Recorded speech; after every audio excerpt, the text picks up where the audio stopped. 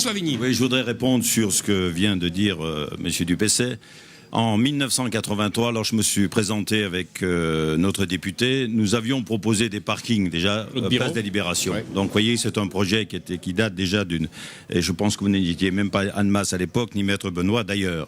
Alors pourquoi ne l'avez-vous pas fait jusqu'à maintenant? Ça fait quand même 30 ans que vous êtes en place. Moi je pense que vous n'êtes pas en capacité de le faire. Quand on voit ce qui s'est passé place du Clos Fleury, quand on voit ce qui s'est passé passage Jean Moulin, je crois que vous avez peur de vous lancer dans de tels projets. Vous n'aimez pas vous projeter. Et vous avez eu entre les mains, attendez, si vous permettez, vous avez eu entre les mains un plan en 87 de François Magny qui aménageait à la fois la mairie, à la fois la place du Clos Fleury et qui revenait sur les 3 places. Vous ne l'avez pas fait.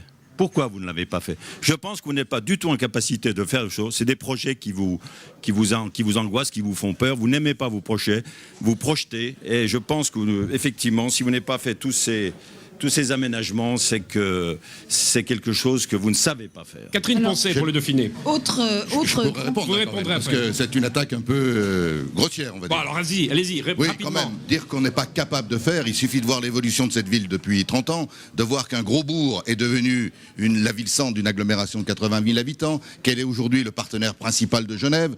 Je crois que l'excessif n'est pas raisonnable dans un débat. Aujourd'hui, nous avons prouvé que nous étions capables de faire. La preuve, c'est que les Annemassiens ont reconduit Robert Borrell 5 fois, et ce ne sont pas des imbéciles, les Annemassiens, ils l'ont fait en toute démocratie, et aujourd'hui, nous avons les projets qui arrivent au moment où on peut les concrétiser, et nous allons le faire, ils sont prêts. Alors justement, un projet encore bien plus énorme que l'aménagement des 3 places, c'est le projet Étoile Annemasse Gare. Est-ce que vous le remettez en question? Est-ce qu'il faut tout remettre à plat? Alors Jean-Pierre Benoît, si on a bien compris, déjà sur les 3 places, vous remettez en question, vous faites un référendum. Alors là, sur l'Étoile Gare, on casse tout, on refait tout, qu'est-ce qu'on fait? Chablais-Gare, je suppose que vous vouliez mentionner Chablais-Gare. D'abord, sur les 3 places, c'est pas on fait un référendum pour faire un référendum. Hein.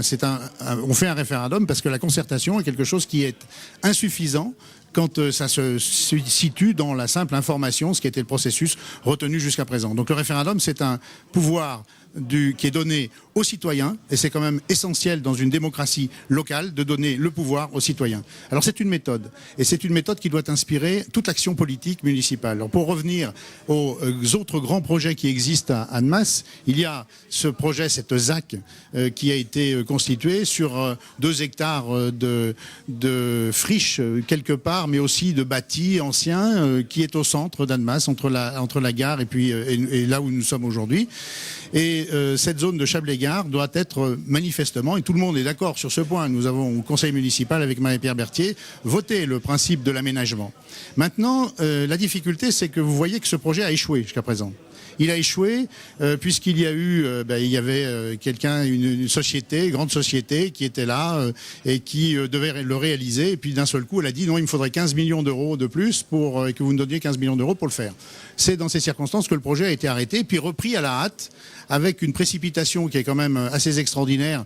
Vous vous rendez compte, on est juste à 10 jours du scrutin et ça a été hier soir voté au conseil municipal. Enfin, en réalité, tout peut encore être modifié. Alors ce que je crois qu'il est important de souligner, c'est que sur ce projet se heurtent 2 types de développement que l'on peut proposer pour la ville d'Annemasse. Il y a celui soutenu avec des arguments, je ne contesterai pas qu'il a des arguments, par M. Dupessay.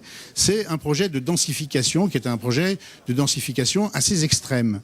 Et il y a ce que nous proposons, nous disons, il ne faut pas arrêter bien évidemment le projet, il ne s'agit pas de le balayer, je veux dire, ça c'est une information complètement fausse si elle a circulé. Donc vous le faites quand même. Oui. Ça sera réalisé avec l'objectif de diminuer la densité autant que l'on pourra sur ce secteur. Monsieur Dupessay. J'ai envie de dire, mais c'est vrai que M. Benoît avait boycotté le conseil municipal d'hier soir, donc il ne peut pas tout savoir, et on peut le regretter, que hier soir, les investisseurs, les financeurs, les architectes sont venus nous présenter la totalité du projet au conseil municipal, très publiquement. Nous n'avons rien voté, en effet, puisque c'est bien évidemment le conseil qui sera élu qui prendra les décisions, et c'est tout à fait normal. Mais le projet est présenté, il est prêt. Il est prêt avec 450 logements, dont 150 logements aidés. Il est prêt avec 8000 m² de commerce. Il est prêt avec des activités de loisirs, cinéma, brasserie, avec des espaces verts pour les enfants, avec des services, crèches, etc. Il est prêt et il est financé. Et il est financé sans un sou des impôts des Annemassiens. Le projet de monsieur Benoît, qui peut en effet être très intéressant, sauf qu'il a un coût. Qui va payer ? Qui va payer ? Les impôts des Annemassiens ? Nous, on aménage un quartier avec un investisseur privé sur un cahier des charges public qui respecte notre volonté politique d'avoir un cœur de ville dynamique, et je crois que ça, c'est la différence. François Vigny sur ce sujet. Alors sur le Chablais-Gare, je suis content de voir que le projet aboutit enfin, mais vous étiez en possession en 2001 d'un projet qui était totalement Vous aimez beaucoup le passé, M. Vigny. Non, j'aime bien le passé lorsqu'il n'a pas été réalisé, et c'est pour ça que je vous interpelle. En 2001, on vous a remis un projet très précis, qui ressemble largement à celui que vous évoquez aujourd'hui. Pourquoi vous ne l'avez pas fait ? Vous deviez inaugurer les cinémas en mai 2004 sur ce projet, puisqu'il m'a été remis. Pourquoi ne l'avez-vous pas fait ? Expliquez-nous. Donc, si vous voulez, encore une fois, vous repoussez toujours les échéances. En permanence, vous repoussez toujours les échéances. Nous sommes soucieux je vois qu'un de vos policiers...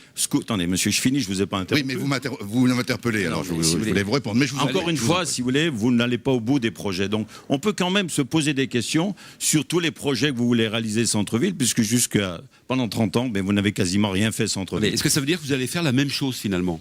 Mais vous savez, Chablais-Gare, effectivement, c'est un projet, on peut voir un investisseur privé, dès lors que c'est un investisseur de premier ordre, parce qu'il y a déjà eu des déboires très importants dans des aménagements centre-ville, et particulièrement... Donc vous, M. Vigny, vous dites, je n'y crois pas, ça ne se fera pas, c'est ça ? J'espère y croire, mais je n'y crois pas, effectivement. J'espère que ce projet se fasse. C'est très important. Il est lié également, si vous voulez, à l'aménagement des 3 places. Mais permettez-moi d'avoir quelques doutes, puisque ça fait plus de 10 ans que ce projet devrait être réalisé. Christian Dupessé. Oui, ce projet, encore une fois, il est prêt. Alors, M. Vigny peut dire, on a pris 1 an ou 2 ans de retard. Oui, parce qu'encore une fois, nous avons le souci premier, dans cette ville, de l'économie et le fait de ne pas faire des dépenses qui... prennent des impôts trop lourds aux Annemassiens. Et nous avons voulu, le maire sortant a voulu que ce projet soit un projet qui s'autofinance. Et évidemment, il faut discuter, le coût du terrain est cher, les Annemassiens n'ont pas été spoliés, les Annemassiens qui ont du terrain. Ça a pris du temps. Aujourd'hui, la totalité des terrains sont acquis, 98% des terrains sont acquis, le projet est prêt. Il ne manque plus qu'un vote du conseil municipal qui n'a pas eu lieu et qui pourra avoir lieu très prochainement, et ça démarre. C'est-à-dire qu'encore une fois, ne racontez pas que l'on ne fera pas, que ça ne viendra pas. C'est prêt, c'est dans les tuyaux, c'est quelque chose d'essentiel, et là on va être d'accord, d'essentiel pour l'avenir du cœur de ville, pour l'avenir du cœur d'agglomération. C'est comme cela que l'on redynamisera cette partie de la ville. Catherine Poncet. Qu'il aurait mieux, si vous permettez, qu'il aurait mieux fallu le faire en 2001. Parce qu'on était dans une belle époque immobilière, et je pense que c'est un projet qui se réalisait tout à fait facilement, effectivement, qui n'aurait pas coûté 1 euro aux Annemassiens. Alors je voudrais revenir...